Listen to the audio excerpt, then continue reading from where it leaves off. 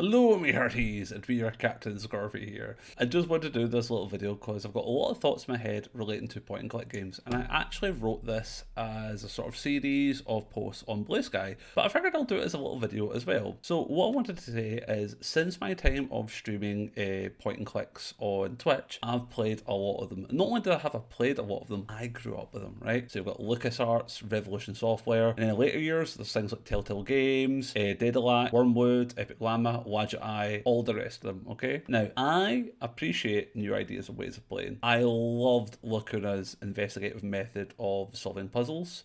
Well, technically it's not really exactly a point and click, but another point and click I did love was Resonance's use of their LTM method, though I hated the STM method. Broken Sword's earlier games of using conversations to find out clues and information is also another one I really enjoy.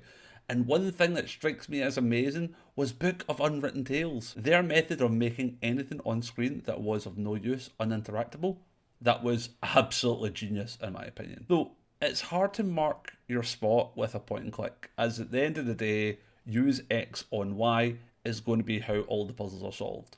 No matter how you're going to dress it up or change it, that's kind of always going to be the way that these games will fundamentally work. It's same like Souls-like games and 2D action platformers. Wait for the boss to do X pattern, respond with Y. Games will always going to boil down to their core mechanics. Now, the difference between like action games and Souls-like games and point and clicks is there's different ways to separate them. Those kind of games are separated by their mechanics and their bosses, right? Point and clicks.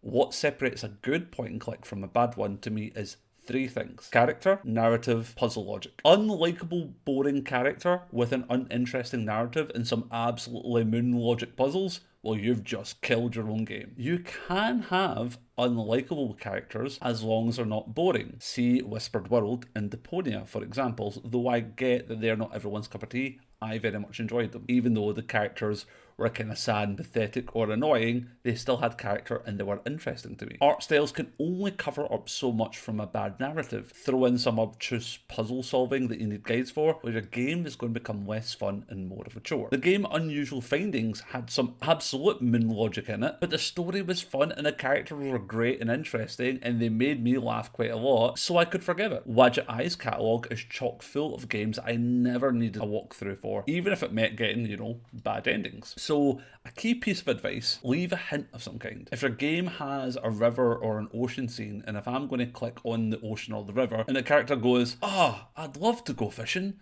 but I've nothing to fish with, then I, as a player, suddenly know, alright, I need something to fish with.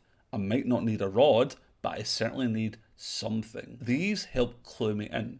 Now, Lacuna had a great puzzle with boat times. They had a timesheet with a list of boats and times that they came in at, and there were 4 possible answers that fitted the rough time we were given. Yet there was a key piece of information where they made one stand out the most. So if you utilise that information, the answer became obvious. The game encourages you to recheck chat logs, recheck evidence and everything, to be patient, and that was a fun, clever challenge. It didn't feel unfair. Strangeland caught me out, as I had an item that was obvious what was supposed to do with it in order to get to another area, but I wasn't really thinking that much about it and I got myself stuck. With this one, I looked up a walkthrough, but even though I looked up a walkthrough, I promptly went, of course. Though there are other games where I get stuck, look up something and go, how the hell was I supposed to figure that out? If I get through a game by using all my items on each other or on everything in sight, well, that's not really good. I'm not using logic. I'm just going, something's going to work eventually. Those who make point and click games, you already know how important challenging but fair puzzles are,